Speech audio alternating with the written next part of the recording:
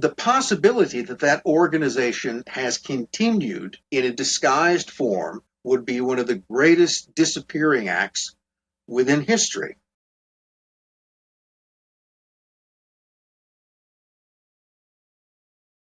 When we think about secret societies, the first thing that comes to my mind is people in a back room plotting to take over the world, to be dramatic. Is this what secret societies really are, or are they something else? You're right about one thing. You're right about the idea of a small group of people, half dozen, dozen, probably no more than a couple of dozen, meeting in a room somewhere privately to make important decisions. That stuff goes on all the time.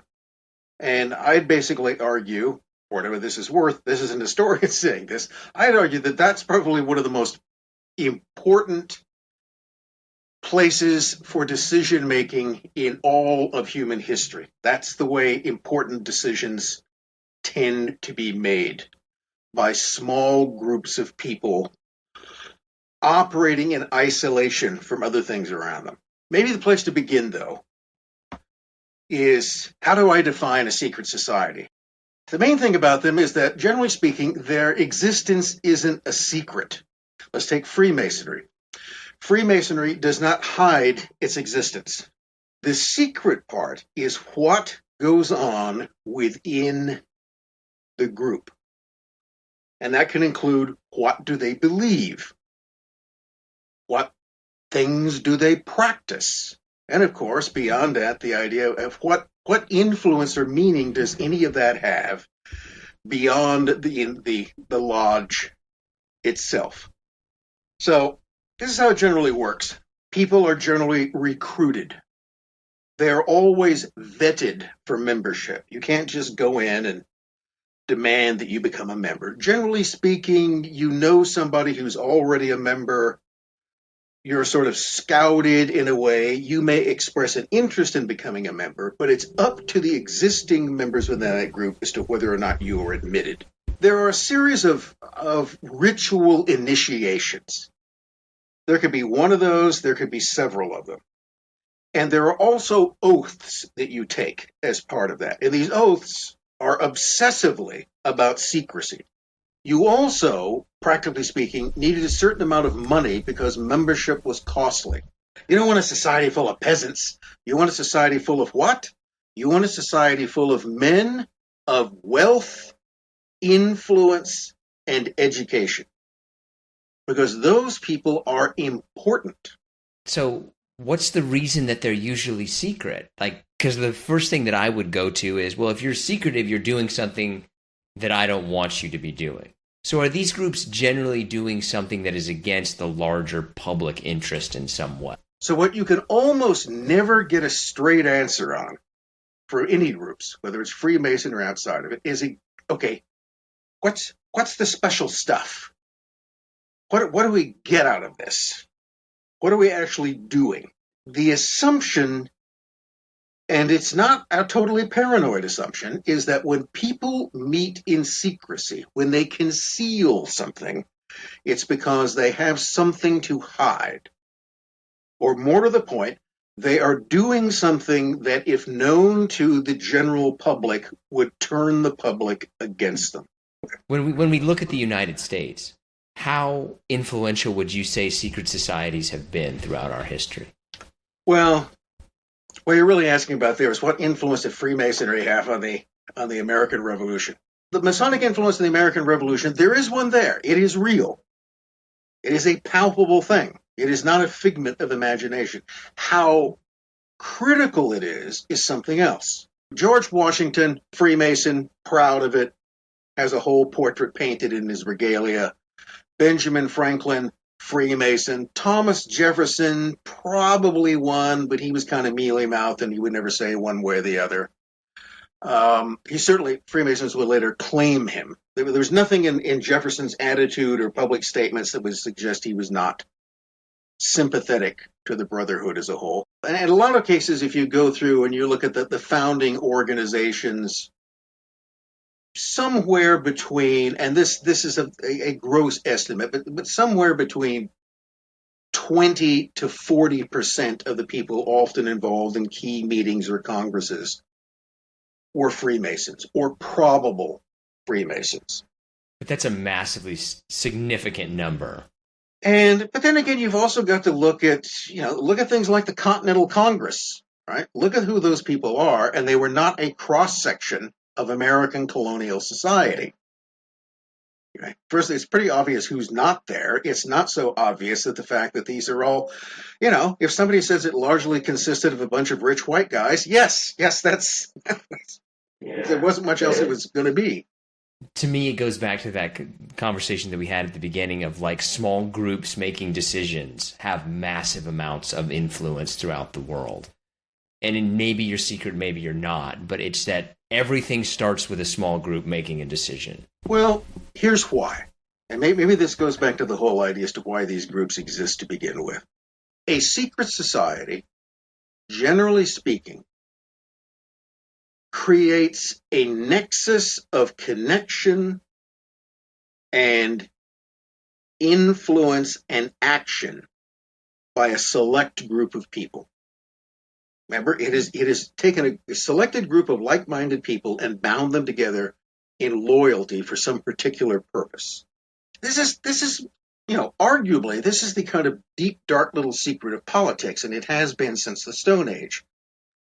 You want to try to keep things working by creating the illusion of some kind of consensus.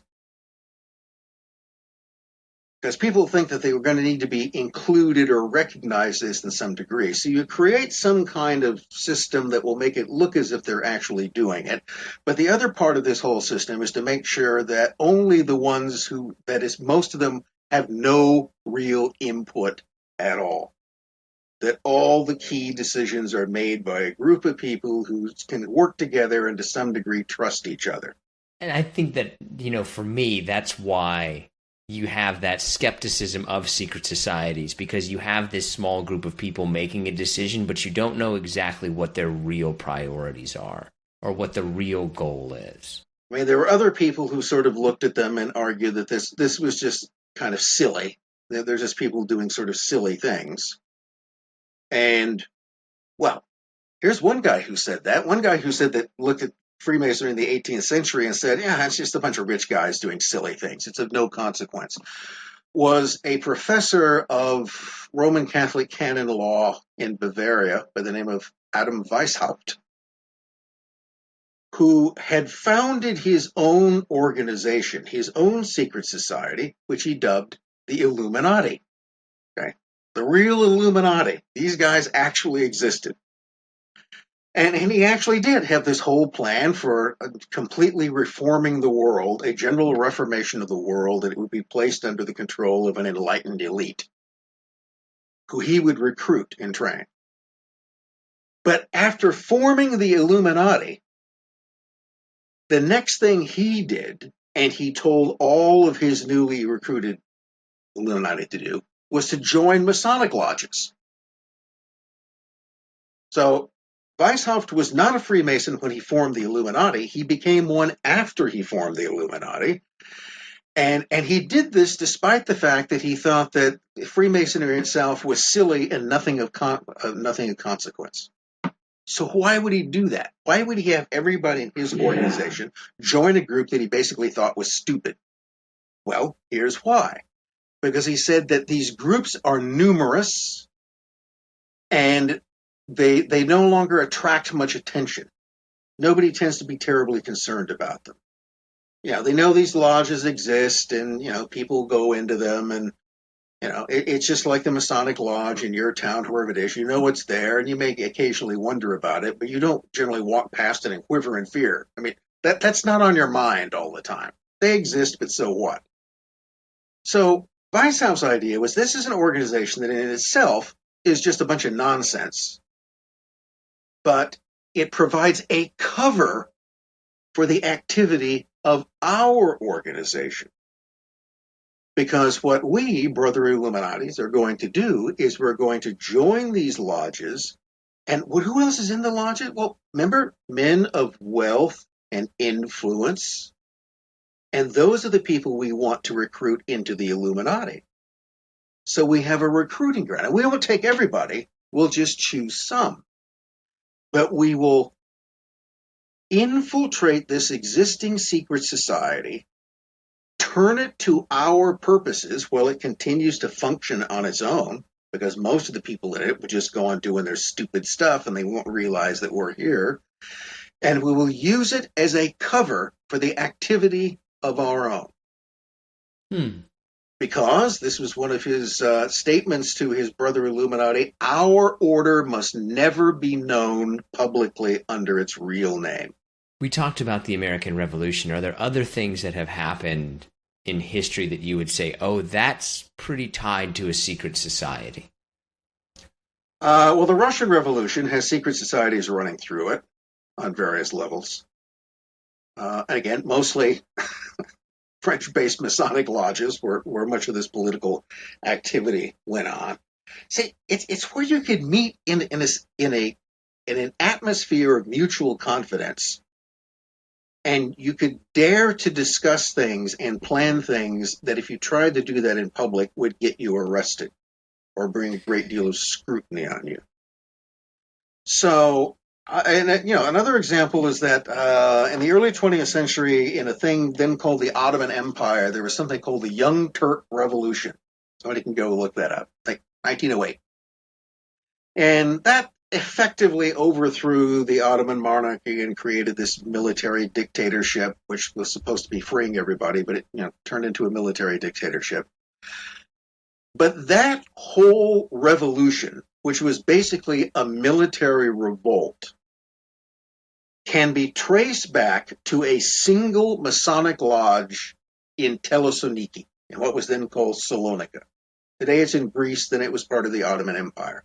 And there was a lodge, the Macedonia Resorta Lodge. That was where the people who participated in this military uprising and revolution, that's where the whole thing was organized. Are you ready for some harder/listener submitted questions? Yeah, I'll give them a try. Most secretive. Which secret society would you say, oh, that's probably the most secretive? Adam Weishaupt's Bavarian Illuminati, which was the two things that I think are most notable about that is that he had a very highly developed plan for infiltrating other organizations and basically trying to rule the world, but through other means, and that the order was never supposed to be known publicly, only under its real name. It also never really goes out of business. I mean, it is banned. If you look at its history, it only lasts for about 10 years because it's formed in 1776, and by 1786, the Bavarian government has banned it in Bavaria. But nobody's ever arrested. Weishaupt lives until, I think, 1830. It goes on to recruit hundreds and some thousands of members throughout Europe and to spread throughout the world, even to America.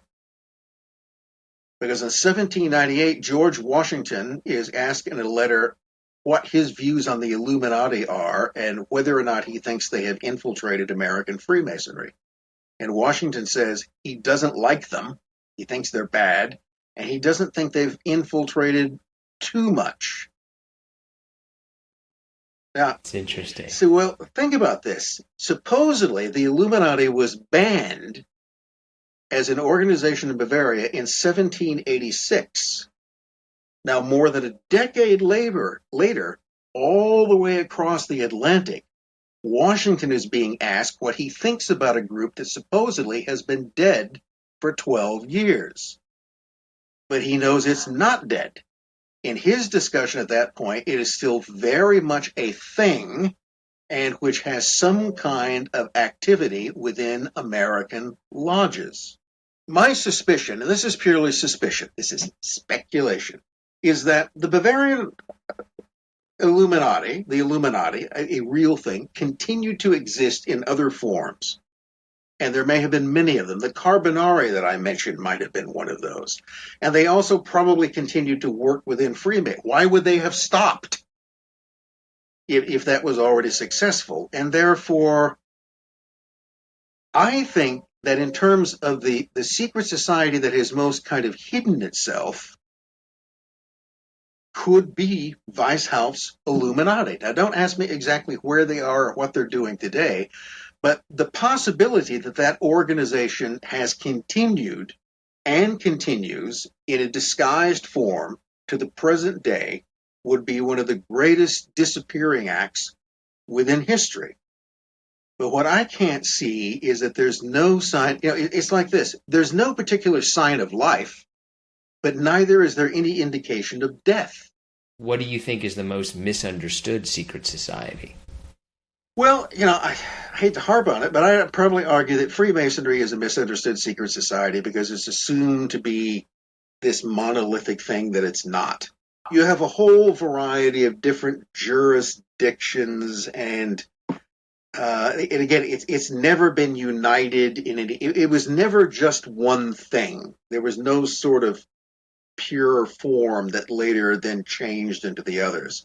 And for the most part, I hate to say it, fellows, but most Freemasons really don't do much of anything.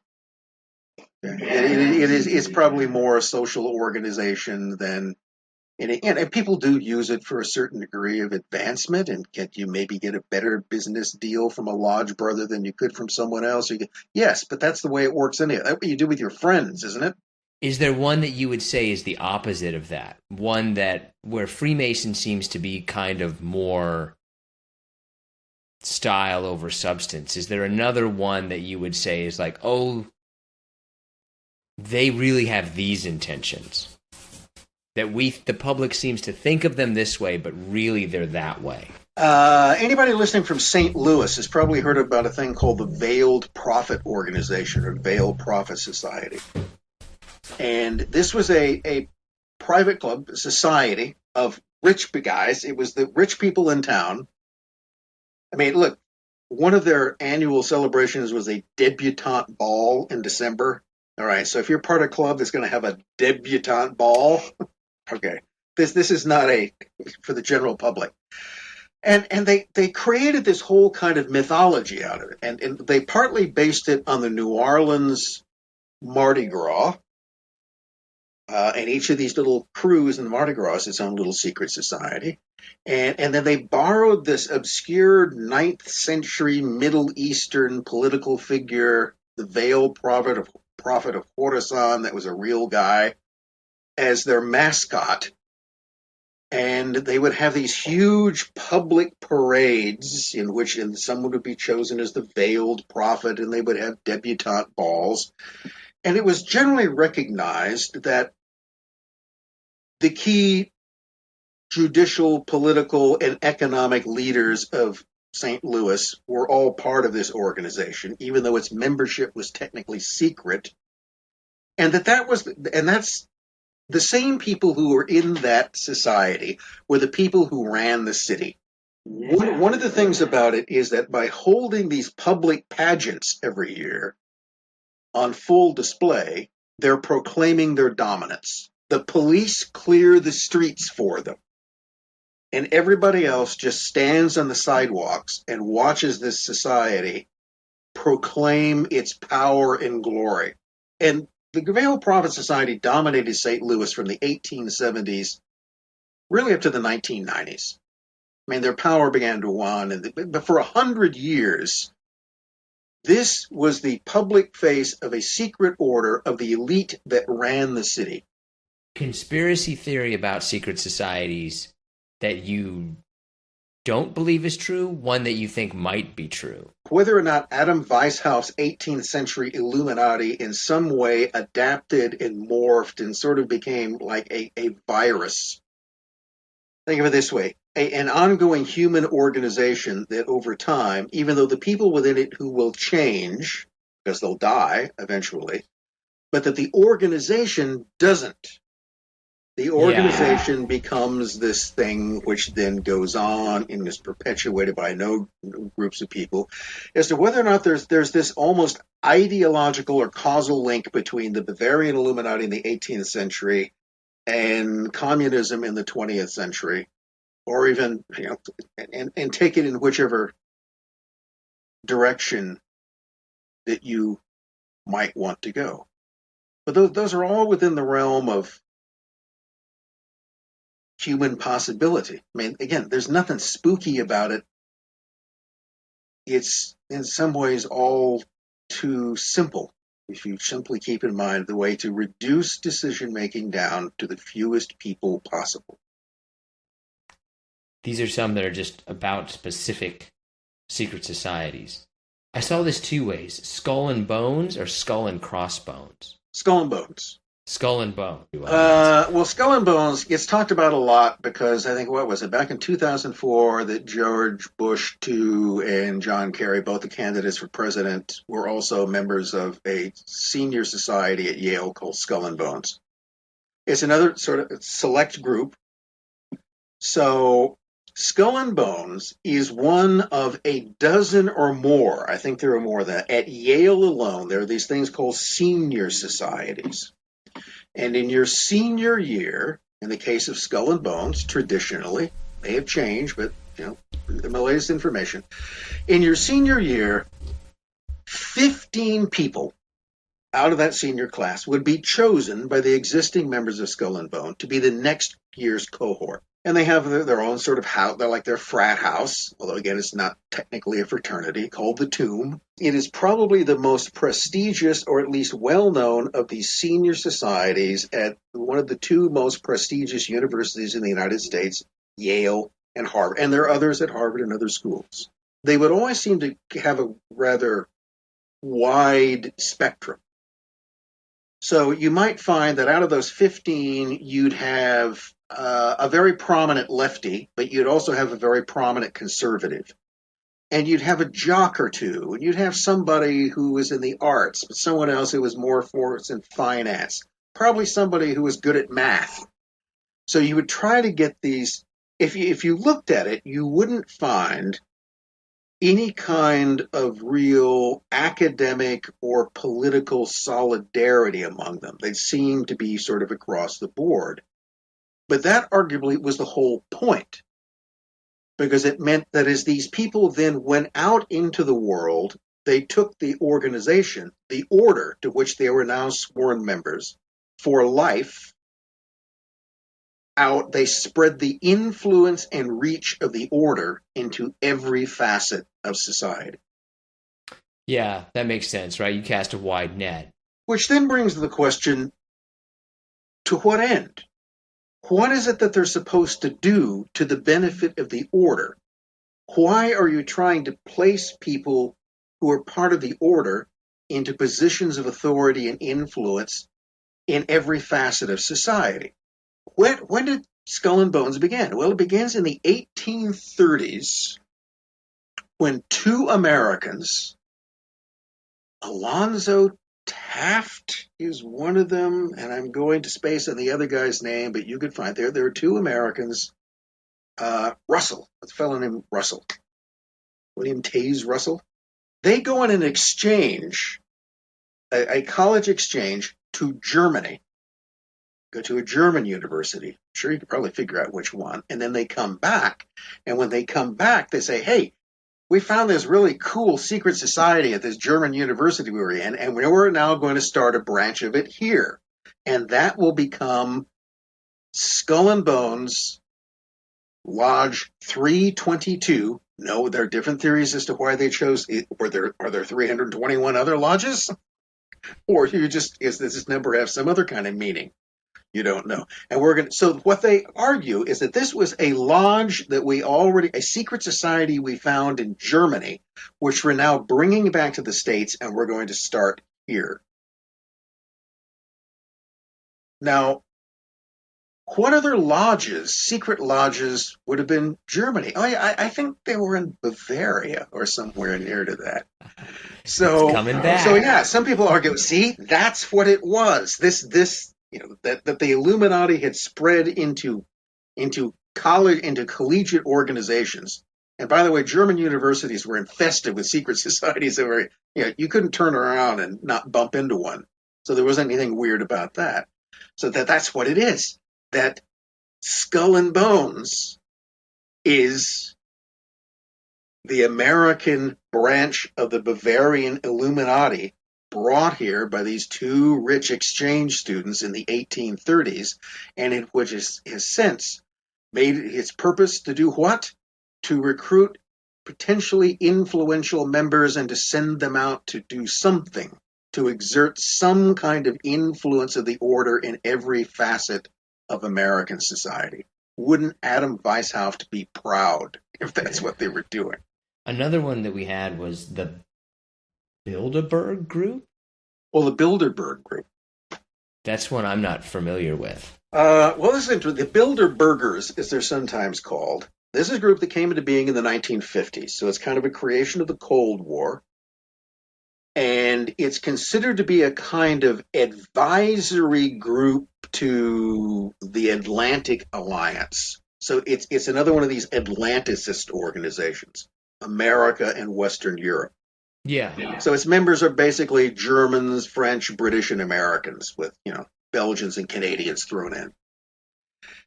And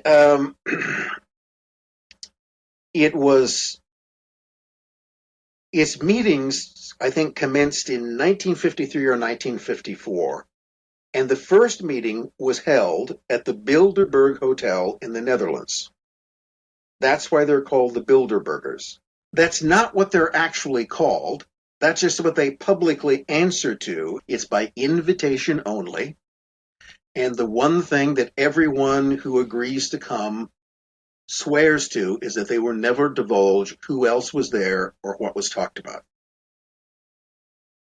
Because they're an advisory group.